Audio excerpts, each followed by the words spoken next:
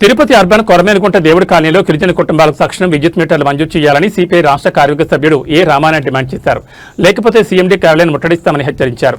SP DCL కార్యాలయం వద్ద CPI ఆధ్వర్యంలో గిరిజనులు 2వ రోజు నిరసన దీక్ష కొనసాగించారు.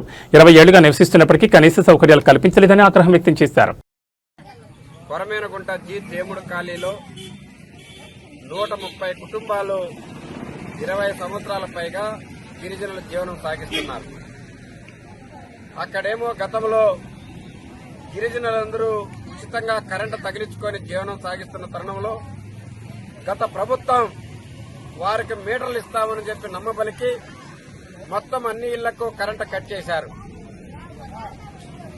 ఈ నూతనంగా వచ్చిన టీడీపీ ప్రభుత్వంలో మీటర్ల కోసం మా గుడిసెల్లో వెలుగు నింపాలని అనేక సార్లు విద్యుత్ శాఖ మంత్రి, సీఎండీ, ఎస్సీ గారికి, ఏడీ, డిఈ, ఏఈ గారికి 100 సార్లకు పైగా అర్జీలు పెట్టుకుని మీటర్లు ఇవ్వాలని పేదలు అడుగుతున్నా ఈ రోజు మీటర్లు ఇవ్వకుండా కాలయాపన చేస్తున్నారు. తిరుపతి నగరంలో 80% భూములన్నీ మఠం భూములు, కాలపురం భూములు, ప్రభుత్వ భూములు, టీకేటీ భూముల్లోనే ఈ రోజు విల్లాలు, అపార్ట్మెంట్లు కట్టుతున్నారు. వారికేమో విద్యుత్ అధికారులు వాళ్ళ దగ్గర ముడుపులు తీసుకుని ఈ రోజు విడిగా మీటర్లు ఏ డాక్యుమెంట్ లేకపోయినా మీటర్లు ఇస్తున్నారు.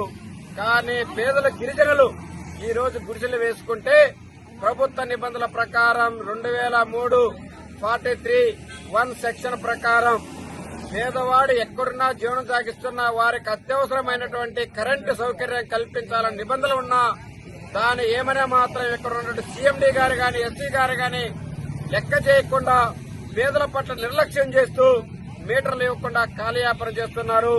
అందుకని సిపిఐ ఆధ్వర్యంలో అక్కడ ఉన్నటువంటి దేవుడు కాలనీ పేదలను చైతన్యవంతం చేసి ఇక్కడ 2 రోజులుగా నిరవధిక నిరసన దీక్షలు చేపట్టడం జరిగింది.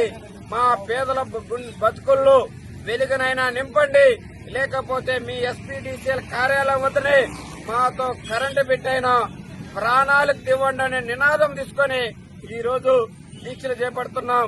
మీరు కరెంటు విద్యుత్ మీటర్లు ఇచ్చేంత వరకు ఇక్కడ పెద్ద ఎత్తున పోరాటం చేస్తామని హెచ్చరిక తెలియజేస్తున్నాం.